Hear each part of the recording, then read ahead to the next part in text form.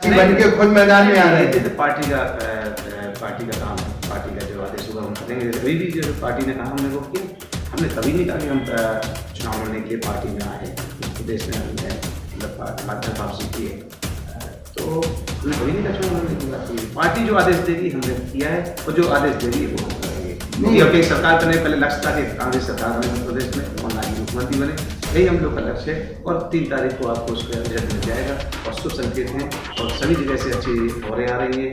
पूरे 230 विधानसभा से 150+ सीटें हम लोग जीत के आ रहे हैं। बहुत बहुत धन्यवाद आपका, जो आपने हमें समय दिया। धन्यवाद शर्मा जी, आपने हमको इस चैनल पर लाया। थैंक यू, धन्यवाद। मध्य प्रदेश चुनाव की सरगर्मी मतदान होने के बाद समाप्त हो गई है। ललितपुर जनपद, जिनका गृह निवास है, जिनके पिताजी ने एक राजनीति की बहुत बड़ी पारी ललितपुर से लेके दिल्ली तक खेली, उनके चशुचिराग चंद्रभूषण सिंह बुंदेला, जो मध्य प्रदेश कांग्रेस में महामंत्री के पद के साथ स्टार प्रचारक रहे हैं, जिनके ऊपर कमलनाथ जी ने विश्वास करके पूरा बुंदेलखंड क्षेत्र उनको सौंपा था। उन्होंने अपने ये पूरा क्षेत्र करके चुनाव संपन्न कराने के बाद आज वो प्रथम ललितपुर आए हैं। हम उनसे चर्चा करेंगे कि मध्य प्रदेश के चुनाव में उनके पहुंचने से कितना वोट ऑफ परसेंट का अंतर आएगा, और कितनी, चूंकि मध्य प्रदेश में पूर्व के चुनाव में जब कांग्रेस की सरकार थी, उसके बाद सिंधिया गुट जब अलग हुआ तो कांग्रेस पार्टी सीट से हट गई, और उस समय भारतीय जनता पार्टी ने अपना बहुमत सिद्ध करके मध्य प्रदेश में सरकार बनाई। इसी बात को लेकर इस बार सिंधिया गुट अलग है, इसके बावजूद बुंदेला जी के आने से सिंधिया गुट की शायद कमी पूरी हो, और बुंदेलखंड में जिस तरह मध्य प्रदेश में सिंधिया गुट हावी है, बुंदेलखंड में गुड्डू राजा भी एक बहुत बड़ी शख्सियत है। एक हम उनसे बात करते हैं। गुड्डू राजा जी, धन्यवाद शर्मा जी। आपने बुंदेलखंड क्षेत्र का दौरा किया, और विधानसभा चुनाव में जो 26 सीटें हैं उनके लिए आपने बहुत प्रयास किया, आप कैसे देखते हैं? बुंदेलखंड में देखिए आप, हम लगभग सभी सीटों पर गए, और सीटों पर भी गए मध्य प्रदेश की। तो बुंदेलखंड में जो हमारी सीटें हैं पिछली बार कम आई थी, इस बार हम लोग अच्छी सीटें ला रहे हैं, और मैक्सिमम सीटें ला रहे हैं, 20 में से अच्छी सीटें ला रहे हैं। तो इस बार आपके पहुंचने से निश्चित ही बुंदेलखंड में जो बुंदेलाओं का प्रभाव है, क्योंकि बुंदेलखंड बुंदेलाओं को उससे जाना जाता है, इसका लाभ आपको आपके जाने से होगा पार्टी को? नहीं, एक्चुअली हम पार्टी के छोटे सिपाही हैं। कमलनाथ जी ने दायित्व सौंपा, पार्टी ने दायित्व सौंपा, वो हमने बखूबी निभाया, और कोशिश की कि पार्टी ज़्यादा से ज़्यादा सीटें दिलाएँ, और वहाँ खासकर नौजवान जो बेरोजगार हैं, और नौजवानों ने बढ़ चढ़ के हिस्सा लिया, महिलाओं ने भी बढ़ चढ़ के हिस्सा लिया, और मतदान किया, और नए भविष्य के लिए, मध्य प्रदेश के लिए, नए निर्माण के लिए मतदान किया। और कांग्रेस पार्टी की सरकार बनने वाली है, और कमलनाथ जी मुख्यमंत्री बनने वाले हैं। अगर कांग्रेस पार्टी आती है जी, जो आपने घोषणा पत्र जारी किया है, क्योंकि पिछली बार ये आरोप लगते रहे हैं कि कमलनाथ जी ने जो कर्ज माफी की बात आई थी, लेकिन समय रहते वो कर्ज माफ नहीं कर पाए, इस चुनाव में भी एक मुद्दा रहा है। नहीं, ऐसा नहीं है।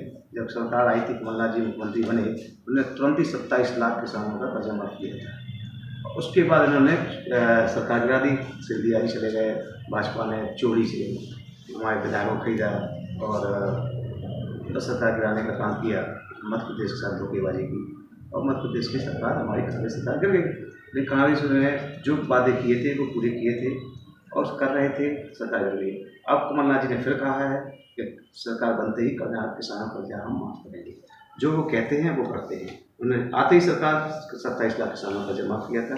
बुंदेलखंड में हर जिले में किया, मध्य प्रदेश के हर जिले में तो जितना कर सकते हैं उन्होंने किया। लेकिन अब फिर उन्होंने वादा किया है, और पूरा संकल्प पूरा निभाएंगे।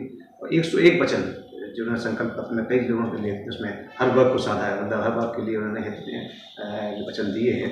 उसमें बेरोजगारों के लिए भी है, महिलाओं के लिए भी है, किसानों के लिए भी, हर वर्ग के लिए, हर जाति के लिए, हर समाज के साथ उन्होंने न्याय करने की बात कही है, और उसमें वो खड़े उतरेंगे, और जो वादा किया है वो करेंगे। राजा साहब, आप चूँकि खुद युवा हैं, तो आपको कैसे लगता है कि युवा आपसे जो जुड़ रहा है उसके लिए आप कितने खरे उतरेंगे? ऐसा क्या है, ऐसे ही देखा हमने बुंदेलखंड में कई जिलों में गए, सभी विधानसभा में गए, तो वहाँ देखा है जो बेरोजगार लोग हैं, नौजवान हैं, युवा हैं, वो पलायन कर रहे हैं, दूसरे शहरों में काम कर रहे हैं, जैसे भोपाल जा रहे हैं, इंदौर जा रहे हैं, बम्बई जा रहे हैं, दिल्ली जा रहे हैं, कलकत्ता जा रहे हैं, मद्रास जा रहे हैं, बेंगलोर जा रहे हैं, कई पुणे जा रहे हैं, चंडीगढ़ जा रहे हैं, कई शहरों में काम कर रहे हैं। अब वो क्या है, यहाँ काम नहीं है, सब वो जा रहे हैं, और साथ साथ क्या है, वो सुख दुख में भी अपने परिवार के साथ नहीं रह पाते हैं, त्यौहार आ रहा है तो भी अपने परिवार के साथ नहीं रह पाते हैं। तो हमने कमलनाथ जी इस बात की, कमलनाथ जी ने भी कहा है कि बेरोजगार और जो हमारे युवा हैं, खासकर बुंदेलखंड में और पूरे प्रदेश में है, तो उनके हाथों में काम देंगे।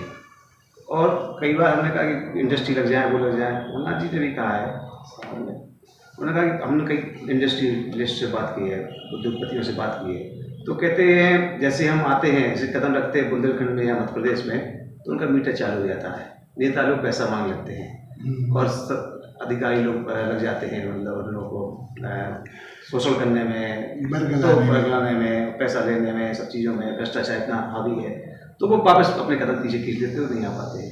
इसलिए मध्य प्रदेश को जरूरत है ईमानदार सरकार की, ईमानदार कमलनाथ जी की, वो ही इस प्रदेश को आगे ले जा सकते हैं और युवाओं के लिए हाथों में काम दे सकते हैं। अभी आपने जो बात की है यहाँ से पलायन को लेके, पलायन निश्चित ही एक बहुत बड़ी समस्या है। इसको लेके जब प्रथम बार कांग्रेस सरकार इस देश में आई थी, उस समय मनमोहन जी की सरकार थी, उन्होंने मनरेगा को केवल पलायन को लेके मनरेगा लागू की थी, तो पलायन रुके। मनरेगा लागू होने के बावजूद भी आज स्थिति यह है कि पलायन रुक नहीं रहा है। और जो आपने कहा कि यहाँ से आदमी चले मजदूरी करने चले जाते हैं, वो अपने परिवार से बिछुड़ जाता है, तो स्थिति हो जाती है गांव में केवल वयोवृद्ध रह जाते हैं, अधिकांश घरों में ताले लगे हुए हैं। सही बात है। और इन परिस्थितियों को देखती है, अगर मनरेगा को लेके अगर निश्चित ही कोई अच्छा काम किया जाए। मनरेगा देखिए कांग्रेस ने चालू की थी, वो तो हमेशा उसके पक्ष में रही है, इन्होंने देखिए मनरेगा क्या हाल किया है, जी बिल्कुल बगल में साइड लाइन कर दिया है, इसलिए युवा परेशान है। युवाओं के लिए कांग्रेस यही है, जो युवा के जो कांग्रेस के जो नेता हैं, राहुल गांधी जी, प्रियंका गांधी जी, ये भी युवा है, तो युवाओं के लिए कर रहे हैं, युवाओं को आगे ले जाने का हो सकता है वो आगे बढ़ेगा। तो सरकार बनने के बाद जो अगला लोकसभा चुनाव 2024 में आने वाला है, तो उसमें आप स्टार प्रचारक रहेंगे या आप प्रत्याशी बन के खुद मैदान में